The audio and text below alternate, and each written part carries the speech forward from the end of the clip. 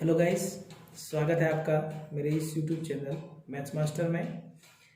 आज हम आपके लिए नया वीडियो लेके आए हैं। साइंस के अंदर ह्यूमन डाइजेस्टिव सिस्टम जो साइंस का एक पार्ट है, जिसके अंदर हम बहुत सारी क्लासेस के अंदर ये होता ही है पार्ट, बायोलॉजी का पार्ट होता है। तो वीडियो शुरू करने से पहले आप लोगों से खास निवेदन कि मेरे इस चैनल से पहली बार जुड़ रहे हैं तो सब्सक्राइब करना ना भूलें, लाइक करना ना भूलें और ज़्यादा से ज़्यादा शेयर करना ना भूलें। तो आइए वीडियो शुरू करते हैं। Students, here we have seen the diagram of digestive system.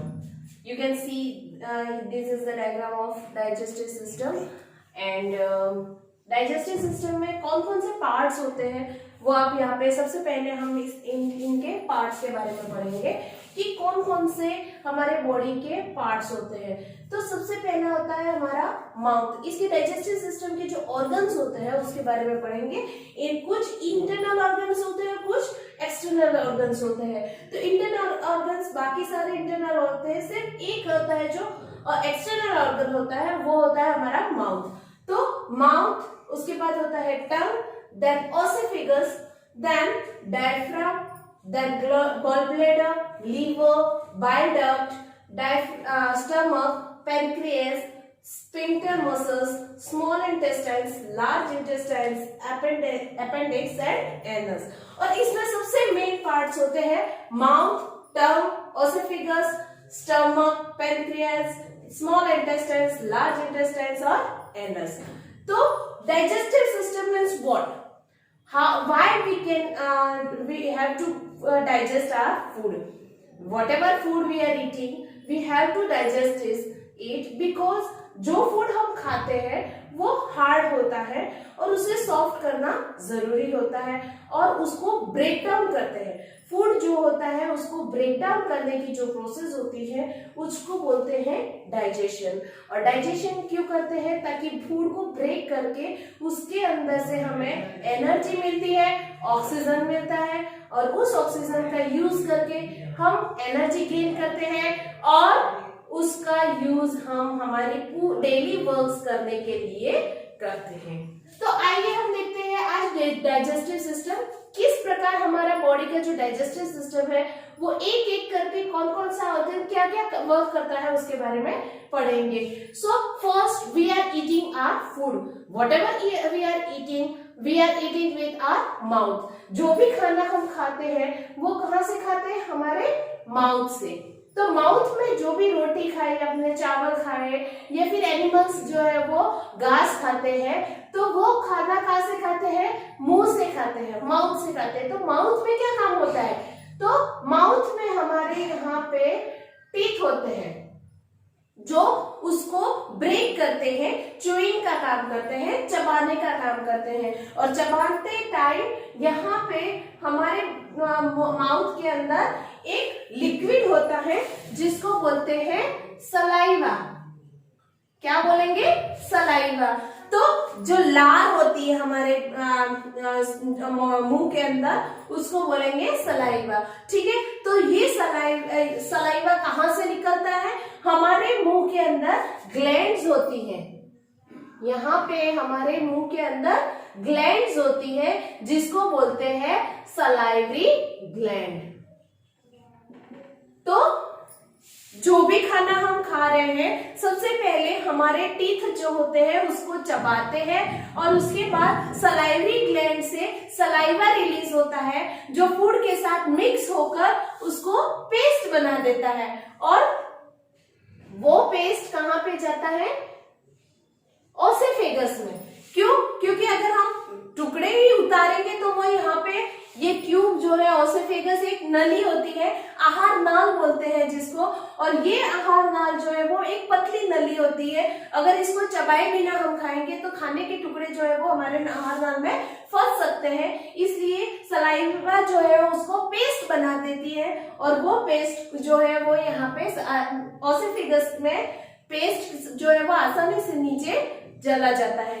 अब ओसेफेगस में एक ऐसी सर्कल स्ट्रक्चर होती है।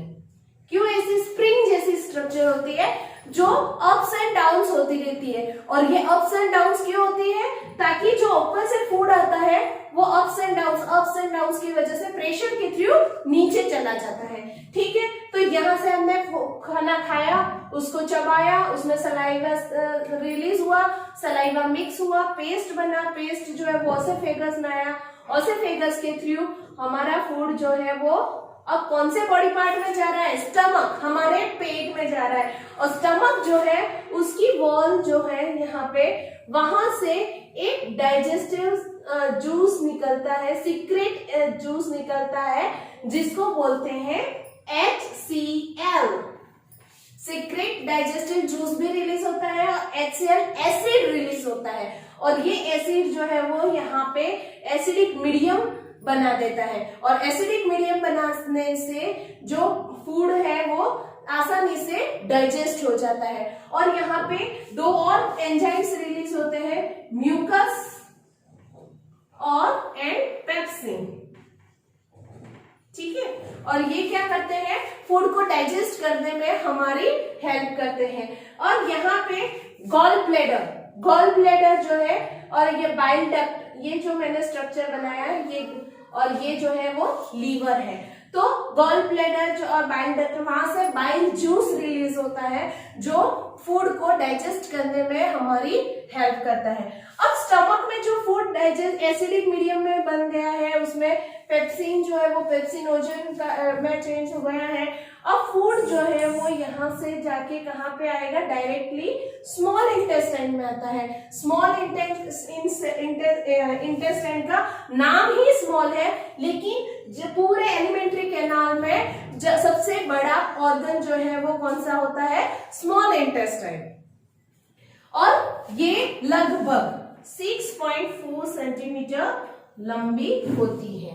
कितनी लंबी होती है? 6.4 सेंटीमीटर लंबी होती है। और जो कार्निवर्स होते हैं, जो एनिमल्स मीट खाते हैं, उनमें ये छोटी होती है।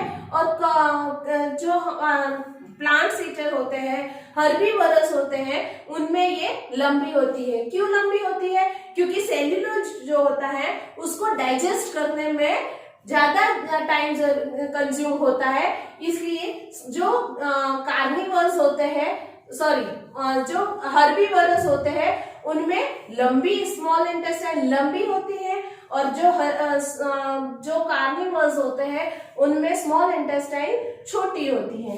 क्योंकि मीट जो होता है उसको डाइजेस्ट करने में ज्यादा प्रोसेस की जरूरत नहीं, ज्यादा टाइम नहीं लगता है। लेकिन जो हर्बीवरस होते हैं वो सेल्यूलोज खाते हैं, और सेल्यूलोज डाइजेस्ट करने में बहुत प्रॉब्लम होती है, उसको बहुत टाइम लगता है। इसलिए वो अब यहाँ पे स्मॉल इंटेस्टाइन में thousands of finger like structures होती हैं। ऐसी स्मॉल इंटेस्टाइन में चारों तरफ फिंगर्स लाइक स्ट्रक्चर्स होती हैं, जिसको बोलते हैं विली। क्या बोलेंगे? विली। अब स्मॉल इंटेस्टाइन में विली जो होती है वो क्या काम करती है? जो अब ऑलमोस्ट 90% डाइजेशन, फूड का डाइजेशन यहाँ पे कंप्लीट हो जाता है, तो उस डाइजेस्टेड फूड को ये विली जो है वो एब्जॉर्ब कर लेती है। और एब्जॉर्ब करने के बाद उस विली के बाद ब्लड वेसल्स होती है अंदर हमारी बॉडी में, और वो ब्लड वेसल्स जो है उसके अंदर ये फूड को मिक्स कर देती है। और वो ब्लड वेसल्स फूड को अपने अंदर मिक्स करके पूरे बॉडी में सर्कुलेट कर देती है, जिससे कि हमें ऑक्सीजन मिलती है, हमें एनर्जी मिलती है। तो ऑलमोस्ट 90% डाइजेशन कहाँ पे होता है? स्मॉल इंटेस्टाइन में। स्मॉल इंटेस्टाइन की लेंथ कितनी होती है? 6.4 सेंटीमीटर। लायंस एंड टाइगर्स में स्मॉल इंटेस्टाइन कितनी लंबी छोटी होती है, और एनिमल्स और ह्यूमंस में स्मॉल इंटेस्टाइन बड़ी होती है। अब थोड़ा बहुत 10% जो डाइजेशन बाकी रह जाता है वो कहाँ पे जाता है? फूड यहाँ से स्मॉल इंटेस्टाइन से लार्ज इंटेस्टाइन में जाता है, और लार्ज इंटेस्टाइन में वो जाके डाइजेस्ट नहीं होता है। तो वो क्या करता है? जितना डाइजेशन हो सकता है उतना करते हैं, और उसके बाद नहीं होता है तो वो डायरेक्टली लार्ज इंटेस्टाइन के थ्रू, एनस के थ्रू यूरिया के रूप में हमारी बॉडी से वेस्ट मटेरियल के रूप में बाहर चला जाता है और इसके बाहर आने का जो रास्ता है वो कहलाता है एनस।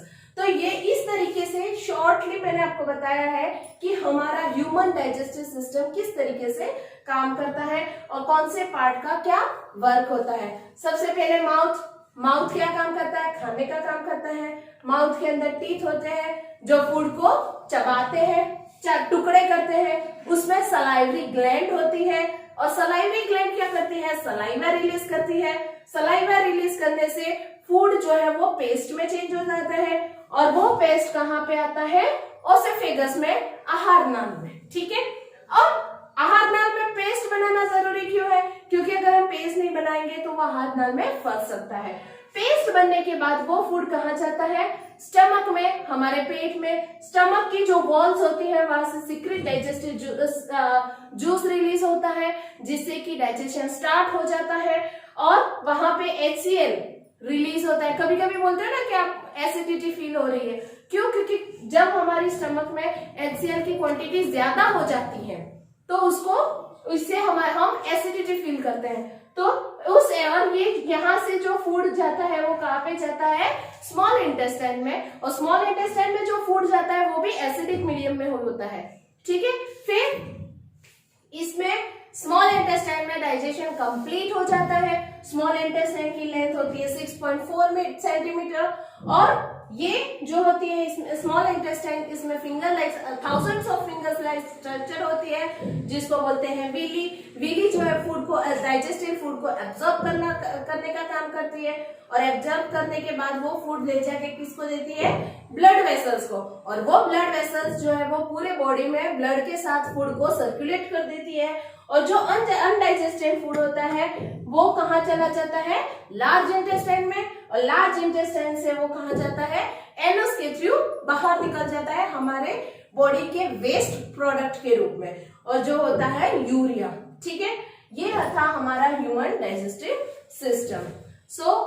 आपको अगर मेरा वीडियो पसंद आया हो तो ज्यादा से ज्यादा लाइक कीजिए, शेयर कीजिए और सब्सक्राइब कीजिए।